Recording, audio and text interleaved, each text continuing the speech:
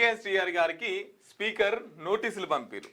ఎందుకంటే కడియం శ్రీహరి గారు party ఫిరాయించారు. BRS పార్టీలో గెలిచిన తర్వాత కాంగ్రెస్ పార్టీ కండవ కప్పుకొని కాంగ్రెస్ పార్టీలోకి వెళ్ళిండని చెప్పేసి సుప్రీంకోర్టులో కేసు వేసిరు. ఏమని? అనర్హత పిటిషన్.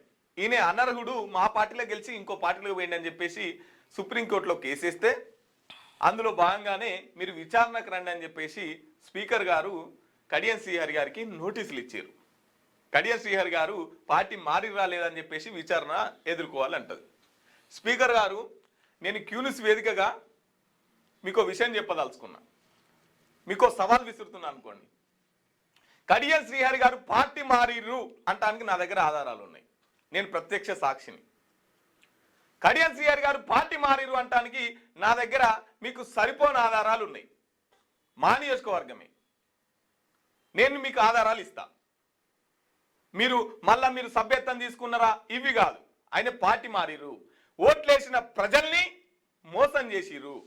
ఈయన 1994 కంటే ముందు రాజకీయాలలోకి వచ్చిండు. వచ్చి అప్పుడు ఎవరు అంటే సీనియర్ నేత ఎన్టీ రామారావు నేతృత్వంలో టీడీపీలో జాయిన్ అయ్యారు. టీడీపీలో జాయిన్ అయిన తర్వాత కొన్ని రోజులు టీడీపీలో పనిచేసి ఎమ్మెల్యేగా గెలిచిరు.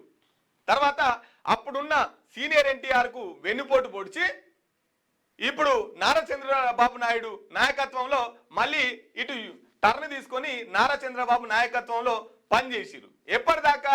2013 దాకా టీడీపీలో పనిచేసి ఇక టీడీపీ ఎప్పుడైతే ఈ నామం మునిగిపోతుందని తెలిసిందో ఆ 2013 తర్వాత చక్కగా మళ్ళీ వచ్చి టీఆర్ఎస్, ఇప్పుడు బీఆర్ఎస్, అప్పుడు టీఆర్ఎస్ కండగా కప్పుకున్నాడు. 2013లో టీఆర్ఎస్ కండగా కప్పుకున్న తర్వాత ఎమ్మెల్సీ చేసిండు, తర్వాత ఉప ముఖ్యమంత్రి చేసిండు, తర్వాత చక్కగా వచ్చి స్టేషన్ కనుపూర్కు సూటి పెట్టిండు. స్టేషన్ కనుపూర్లో అప్పటిదాకా టీఆర్ఎస్ తరఫున ఎవరుండే అంటే దళిత బిడ్డ, అది ఎస్సీ కాన్స్టిట్యున్సీ కాబట్టి దళిత బిడ్డ ఎవరికి సూటి పెట్టిండు అంటే తాటికొండ రాజయ్యకు సూటి పెట్టిండు. తాటికొండ రాజయ్యకు సూటి పెట్టి తాటికొండ రాజయ్యను ఎగరగొట్టి టీఆర్ఎస్ పార్టీ టికెట్ తెచ్చుకొని స్టేషన్ కనుపూర్లో గెలిచిండు. పాపం అప్పటికి ఎవరు మన ఈ కాంగ్రెస్ ఆమె ఉండే, ఆమె పేరు గుర్తుకొస్తలేదు చెప్తా. సో అప్పటికి ఆమె 3 సార్లు ఓడిపోయింది. ఓడిపోయిన తర్వాత ఇక సార్ గారు టీఆర్ఎస్ పార్టీ తరఫున బీఆర్ఎస్ పార్టీ తరఫున గెలిచిండు. మొన్న గెలిచిన తర్వాత ఏం చేసిండు? మళ్ళీ ఈయన బిడ్డకు టికెట్ కావాలని చెప్పేసి ఇటు కాంగ్రెస్ పార్టీలో దుంకిండు. కాంగ్రెస్ పార్టీలో దుంకితే అప్పటికి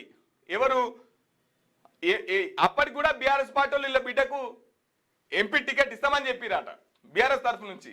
అయినా ఇక్కడ ఓడిపోతామని చెప్పేసి ఎమ్మటే బిడ్డ స్వలాభం కోసం, బిడ్డను గెలిపించుకోవడం కోసం కాంగ్రెస్ పార్టీలో బిడ్డ తరఫు నుంచి పార్టీ మారి నేను అభివృద్ధి చేయాలి, అధికారం ఉన్న పార్టీనే అభివృద్ధి జరుగుతుందని చెప్పేసి పార్టీ మారి టికెట్ తెచ్చుకున్నాడు. బిడ్డకు టికెట్ తెచ్చుకొని కాంగ్రెస్ జెండాలతోని కాంగ్రెస్ పార్టీ ఆఫీస్గా మార్చి కాంగ్రెస్ మేనిఫెస్టో పట్టుకొని కాంగ్రెస్ పార్టీ గుర్తు మీద ఊరికి తిరిగి ప్రచారం చేసిండు.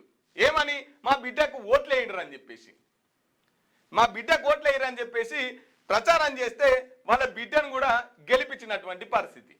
సో అయిపోయింది. ఇప్పుడు దెబ్బ ఎవరికి పడ్డది? ఈయన కాంగ్రెస్ ఇప్పుడు టీఆర్ఎస్లో ఉండేమో తాటికొండ రాజయ్యను దెబ్బ కొట్టిండు టీఆర్ఎస్ పార్టీలో ఉండి. తర్వాత కాంగ్రెస్లోకి వచ్చి ఇటు సాంబన్న, వరంగల్లో సాంబన్న అని ఉంటాడు, సాంబన్నకు దెబ్బ పడ్డది. తర్వాత ఈ మేడం పేరు ఉంది కర్రోల్లా, సరే రైట్, సింగపురం ఇందిరా పాపం 3 సార్లు కాంగ్రెస్ పార్టీ తరఫున 3 సార్లు ఓడిపోయినా సరే కాంగ్రెస్ పార్టీ జెండా పట్టుకొని నిలబడ్డది ఇందిరా మేడం. ఇప్పుడు కాంగ్రెస్ లకు వచ్చి ఆ ఇందిరా మేడం ని దెబ్బ కొట్టిండు, ఇటు వరంగల్లో ఉన్నటువంటి సాంబన్నని దెబ్బ కొట్టిండు. ఇక ఎమ్మెల్యే ఈయననే కాంగ్రెస్ పార్టీ నుంచి, తర్వాత ఎంపీ ఈయననే. 2013లో పార్టీ మారిన ఈయనకేమో కాంగ్రెస్ పార్టీ ఎంపీ టికెట్ ఇస్తారు, తర్వాత ఎమ్మెల్యే. ఆ 3 సార్లు ఓడిపోయినటువంటి ఇందిరా మేడంకేమో కనీసం ఏ పార్టీ దిక్కులేదు, ఏ పదవి దిక్కులేదు, 3 సార్లు ఓడిపోయింది. సో ఇట్లా ఈయన దళితుల్ని టార్గెట్ చేసారు. ముఖ్యంగా ఎక్కడైతే మాదిగలు ఉంటారో ఆ మాదిగల్ని టార్గెట్ చేసి ఇంతమంది మాదిగల్ని తొక్కుకుంటూ అటు తాటికొండ రాజయ్య మాదిగా, ఇటు ఇందిరా మేడం మాదిగా, ఇటు వరంగల్ సాంబన్న మాదిగా, ఈ మాదిగలందరినీ తొక్కుకుంటూ ఇవాళ ఈయన పప్పం గడుపుతున్నాడు, పూట గడుపుతున్నాడు. కాబట్టి స్పీకర్ గారు ఒకసారి ఈయన ఆఫీసుకు పోదాం, ఈయన కాంగ్రెస్ పార్టీకి ఓటేయిరి, కాంగ్రెస్ పార్టీకి ఓటేసి గెలిపించిరు అనడానికి నా దగ్గర సాక్ష్యాలు ఉన్నాయి. నేను ఇస్తా కాకపోతే మీకు ఈయన ఖచ్చితంగా ఇప్పుడు ఈయన చెప్పాలి, లావు ఎగురుతుండు కదా, ఒకవేళ అవసరమైతే నేను ఆ స్పీకర్ నిర్ణయాన్ని కట్టుబడి ఉంటా అని చెప్తున్నాడు కదా, చెప్పాలి. ఎందుకు ఇంత ఇజ్జత్ లేనిది, ఎందుకు ఇంత దిగజారిన రాజకీయాలు? కనీసం మేము ఏ పార్టీలో ఉన్నామో చెప్పుకోలేని కూడా మీ నియోజకవర్గ ప్రజలకు మేము ఈ పార్టీలో ఉన్నాం, ఈ పార్టీ ఎజెండా మనది, ఈ పార్టీ మన నాయకుడికినే ఒక స్పష్టమైనటువంటి ఒక హామీని మీరు ఇవ్వలేకుండా ఎందుకు మీరు ఎమ్మెల్యేగా ఉంచేందుకు లేకేందుకు? ఆదర్శ రాజకీయాలు. ఇగో ఇది అన్నం తింటాడు కదా, ఆదర్శ రాజకీయాలు అన్నట్టు. ఇగో ఇటువంటి చరిత్ర కలిగినటువంటి Congress party MLA Kadiyam CR గారు. కాబట్టి స్పీకర్ నా దగ్గర ఆధారాలు ఉన్నాయి, నేను ఇస్తా మీకు. మన మార్నింగ్ న్యూస్ చూసే మిత్రులు ఇక్కడ మనకు ఒక పోల్ కనబడతా ఉన్నది. ఈ పోల్లో మీరు కడియం సిఆర్ పార్టీ మారిందా లేదా అనేది ఈ విషయాల పట్ల మీరు ఓట్లేయండి, ఈ పోల్లో పాల్గొనండి. రైట్, ఇక ఒకసారి నేనైతే ఏమనుకుంటున్నా అంటే నేను ప్రత్యేక సాక్షి పార్టీ మారిందా లేదా అని చెప్పేసి మీరు ఈ పోలుగా పాల్గొనొచ్చు. నేనైతే నేను డైరెక్ట్ నీ ఓటై మారిండు నా ఇంకా నేను ఇదేంది రైట్ చేసేసిన నేనే ప్రత్యక్ష సాక్షిని 77 అయ్యే లేదా నువ్వు లే అనేటోళ్ళు ఉంటారు కదా, వాళ్ళు కొట్టించుకోరా కొట్టు మారలే అని చెప్పేసి లైవ్ చూస్తున్న వాళ్ళకి పెట్టించుకుంటారు. రైట్, అయితే 77% మంది మారిండ్రు అని చెప్పేసి ప్రజలు అంటా ఉన్నారు. ఇక ఇప్పటికైనా సిగ్గు తెచ్చుకో కడియం శ్రీహరి గారు, ఇంతకంటే ప్రజలు తీర్పు ఇస్తున్నారు, మీరు పార్టీ మారిరు అని చెప్పేసి. ఇక ప్రజలే తుది నిర్ణయం. ఇక స్పీకర్ గారు కూడా ఈ పోల్ను చూసన్న నిర్ణయం తీసుకోవాలి. స్పీకర్ గారు 77% మంది పార్టీ మారిరని చెప్తున్నారు, ప్రజల నిర్ణయం మేరకే మీరు నిర్ణయం తీసుకోవాల్సి ఉంటుంది. కాబట్టి దిగజారుడు రాజకీయాలు, ఈ విలువలు లేని రాజకీయాలు పనిచేయరి.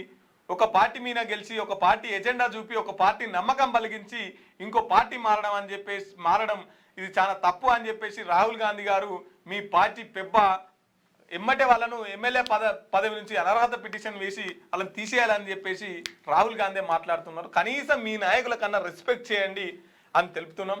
క్యూన్యూస్ పేరు చెప్పి ఎవరైనా వసూళ్లకు, అక్రమాలకు, బెదిరింపులకు గురి చేసిన క్యూన్యూస్కి సమాచారం ఇవ్వండి. క్యూన్యూస్ ఎప్పుడూ ఇలాంటి చర్యలకు పాల్పడదు, ప్రోత్సహించదు. క్యూన్యూస్ ఎల్లప్పుడూ ప్రజా గొంతుకగా ప్రజల సమస్యల కోసం నిరంతరం పోరాడుతుంది. మీకు ఎలాంటి సమస్య ఉన్నా క్యూన్యూస్ని కాంటాక్ట్ అవ్వండి. సంప్రదించవలసిన ఫోన్ నెంబర్ 7569534968 8688926084.